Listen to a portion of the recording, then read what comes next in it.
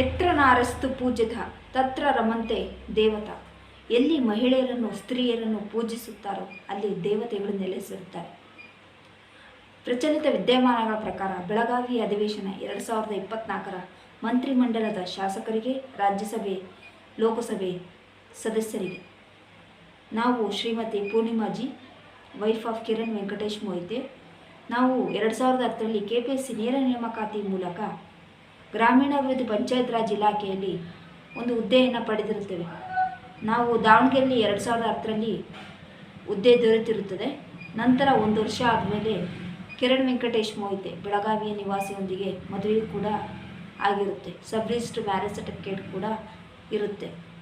ಹೀಗೆ ಸಮರ್ಪಕವಾದ ಒಂದು ಜೀವನ, ಒಂದು ಅಫಿಷಿಯಲಿ ಒಂದು ಕರ್ತವ್ಯ ಸಮರ್ಪಕವಾಗಿ ನಿರ್ವಹಿಸ್ತಾ ಬರ್ತಾ ಇರ್ತೀವಿ.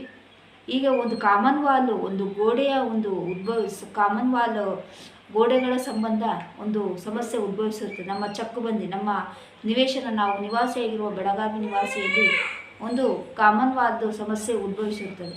ಇದಕ್ಕೆ ಪರಿಹಾರನೂ ಕೂಡ ನಾವು CTS ನಂಬರು, ಸಿಟಿ ಸರ್ವೆಗೆ ಹೋಗಿ ಪರಿಹಾರನೂ ಕೂಡ ಕಂಡುಕೊಂಡಿದ್ದೀವಿ. ದಯವಿಟ್ಟು ನಮಗೆ, ನಮ್ಮ ಪತಿಗೆ, ನಮ್ಮ 3 ಗಂಡು ಮಕ್ಕಳಿಗೆ ಸಾಮಾಜಿಕ ಭದ್ರತೆಯನ್ನು ಒದಗಿಸಿ, ಆರ್ಥಿಕವಾಗಿ ಸಾಮಾಜಿಕವಾಗಿ ಒಂದು ನ್ಯಾಯವನ್ನು ಒದಗಿಸಬೇಕಾಗಿ ತಮ್ಮಲ್ಲಿ ವಿನಂತಿ.